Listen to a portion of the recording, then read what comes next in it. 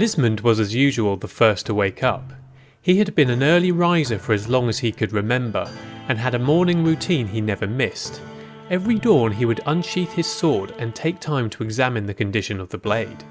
Then he would scrub the blade thoroughly to ward off the advancement of rust before sharpening the edge with his whetstone. His father had been a soldier from Oestra, and this was a ritual he had inherited from him. He knew the man had not been a particularly good person, but Lismond had fond memories nonetheless of watching him as he went through his morning drill. Now, maintaining his sword had become something of a meditation that connected him to his past and gave him an opportunity to plan the details of the day. On that morning, as he went through his ritual, Lismond found himself reminiscing about the past. He had lived in a war camp for the first 15 years of his life. His mother, a camp follower, had died of swamp fever when he was very young, leaving him in the sole care of his father. Life in the camps had been harsh, and he had been expected to learn a weapon as soon as he was old enough to hold one. When the decades-long war to unify the kingdom had finally ended, many soldiers had been left lost and without purpose. War was all they had known, so many had turned to banditry, including Lismond and his father. "Oh, an early riser, aren't you?" said the broomstick girl cheerfully as Lismond descended the stairs. "Morning," responded the thief leader with a smile. You don't happen to be called Lismond by any chance, do you?" "Well, that is indeed my name. Is something the matter?" "Ah, I have a message for you. A note," she said, searching through her pockets and producing a piece of parchment. "A strange man gave it to me earlier today. I think it was a blue blood.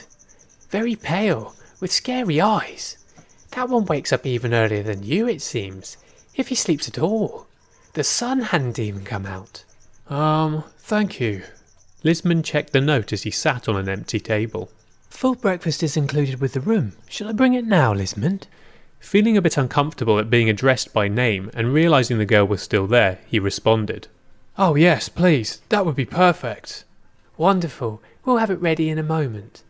Unfortunately, a childhood in the war camps had not taught the thief how to read. He had memorised some words over the years, but the scribbles on this parchment looked like nothing more than squiggly lines. He'd just need to wait for Ernon, and he found himself smiling in appreciation of his knowledgeable friend. "Can I ask you something?" the barmaid said, as she slid a bowl of porridge in front of him. Lismond looked up from the note with a start, and leaned back as the barmaid reached across him to place a spoon next to the bowl. "Your accent. Are you from Oestra?" Yes. Are you from there too?" he asked politely, yet controlling the friendliness of his tone. He didn't feel much like starting a conversation. "I am, yes. I was born in Rotwood," she answered excitedly. "Although my mother and I left for Green Falls when I was a nipper, so I don't remember much. I thought your accent sounded familiar. Now I know why. It's the same as my mother's. Are you from Rotwood too?" No, my father was a soldier, so I moved with him from place to place. Didn't really have a hometown," answered Lismond, trying to keep the story concise. "Oh, my father was a soldier too. What are the chances?" "Well, considering Oestra had more than 3 decades of civil war, I would say they are not that low," said Lismond with a short, sad smile. He went back to his parchment, pretending to read it in an attempt to discourage the girl from asking further questions. I suppose you are right," answered the girl. She paused, hoping for more, but she was familiar with all types of tavern patrons. Her face dropped when she realised he was not interested in continuing the conversation. "Well, I'll get back to my chores. Let me know if you need anything." Lismond was feeling strange that morning. He had this foreboding sense he had made a very bad decision the night before, something he would regret dearly. The funny thing was that even knowing why he had such a feeling, he still felt unable to do anything about it. It was an uncharacteristic powerlessness, like he was a piece of driftwood being carried along by the currents. It was as if, from his current position, he could see no path out of the situation he found himself in, at least not a path that made sense for the man he felt he was. When Pepper finally came downstairs, Lismond welcomed the distraction, listening as the thief bored him with stories he had heard countless times before. Then just as Pepper's inane nonsense and contradiction-riddled tales were starting to become unbearable, Ernon finally made himself present. "Oh, there you are, Ernon. Come quickly. We have a message from the wizard," exclaimed Lismond, interrupting Pepper in the middle of what he probably thought was an exhilarating tale. Good son, can a man not get a moment of respite?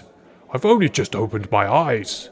I'm coming, said Ernon, looking and sounding half asleep. "I always thought some priests rised with the sun. That was until I met you, Ernon. Never seen anyone sleep as much as you do. Not only do you sleep through the materialization of your divine entity, but somehow you also sleep through your colossal snoring." Completely ignoring the bald thief, Ernon wearily shuffled up to Lismond and snapped the parchment out of his hand. He sat down heavily on the chair next to him and gave out an equally heavy sigh. Let's see. What horrible handwriting. It's almost illegible. "What does it say, Ernon? The morning is late already. It might be important." Yes, I'm reading, answered the priest, clearly annoyed. It's a list of instructions. Apparently he wants us to meet him on the old road at dusk, same one we took to get to his crypt. "Do you think he'll want us to go back there?" I do not know. It doesn't really say. He says we should bring some shovels and food supplies for at least 3 days, and that we should bring meat, preferably pork, for him. Taking a deep breath, he angrily added, "Oh, the nerve of him! He could have bought the food himself, given that the man took most of our silver. And we call ourselves thieves. He has us bested, I tell you." "We can always do you a deal on some pork," offered the bar girl, who had just arrived with 2 bowls of porridge. She placed them on the table and looked at Lismond expectantly. "Thanks," replied Lismond curtly, with a forced smile. The bar girl was quick to get the message, and with a subtle eye roll, scurried off quickly to continue her duties. "I'm afraid you'll have to spend some of your gold this time, Ernon. You voted for working for the man after all," Lismond reminded him. "Anything else?" Yes. Apparently there's now a chest in our wagon. A chest we shouldn't open under any circumstances. Oh, I don't like this. "Ah, that's very mysterious and wizardly. Do you think it's full of treasure? Maybe that's where he keeps all our silver." "I don't know, Pepper, but I doubt it. And I'm sure we're going to find out now we're following this man. Is that all, Ernon?"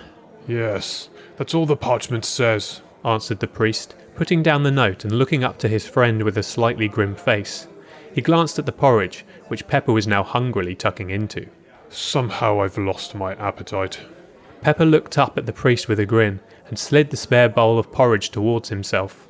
"More for me, then." It had ended up being a long, busy day, a big part of which had consisted of Lismond trying to convince the priest to actually spend his gold.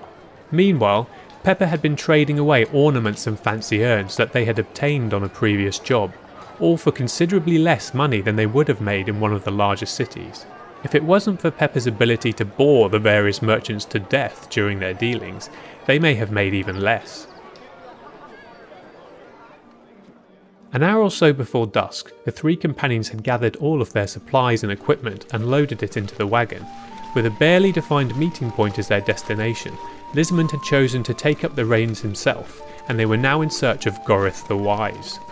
The chest Goryth had mentioned in the note was indeed now in the vehicle, occupying a big part of its usable area.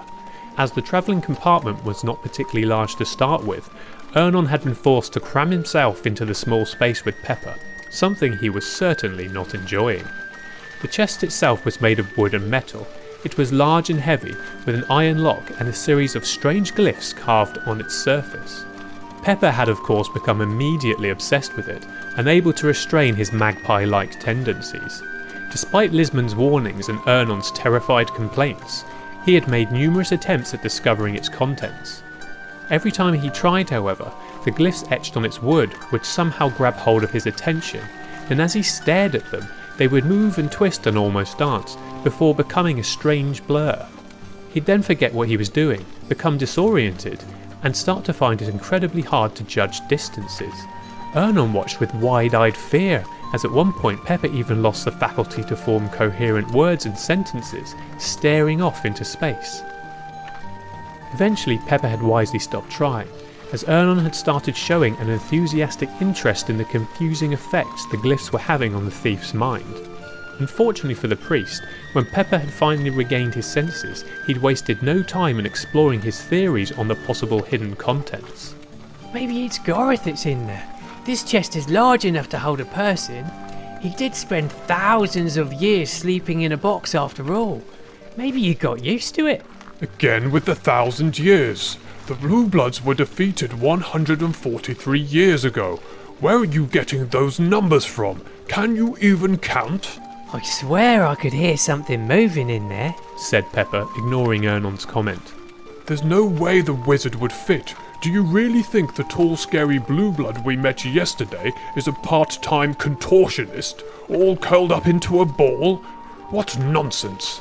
And get your elbow out of my face! You're like a rabid ferret. Too close! Lismond in the driver's seat was paying no heed to the antics of his companions. He was not comfortable driving so late at night, and was concentrating fully on the winding road and its dark moonlit surroundings. His days of banditry with his father had left him fully versed in the risks of this kind of travel, and so he constantly scanned the trees for potential ambushes and dangers. It was then he saw it. A fairy! Lismond blinked hard, momentarily wondering if the moonlight was playing tricks on his straining eyes, but there it was. It looked like a bird-sized moth, with white luminescent patterns on its wings and a hair-covered body. The creature flew through the trees in a playful manner, swooping over and under branches, and then fluttering closer and closer to their wagon. At first Lismond decided to ignore it. He knew fairies were a bad omen, as they were creatures of the moon, and even the ponies grew skittish as the fairy darted in front of them. But then, despite his instinctive dislike for the creature, he somehow understood. The leader of the Crypt cleaners forced himself to stop the vehicle, knowing they had reached their destination. He spoke. "Pepper, Ernon, prepare the torches and help me hide the wagon in the woods. I think this is our stop."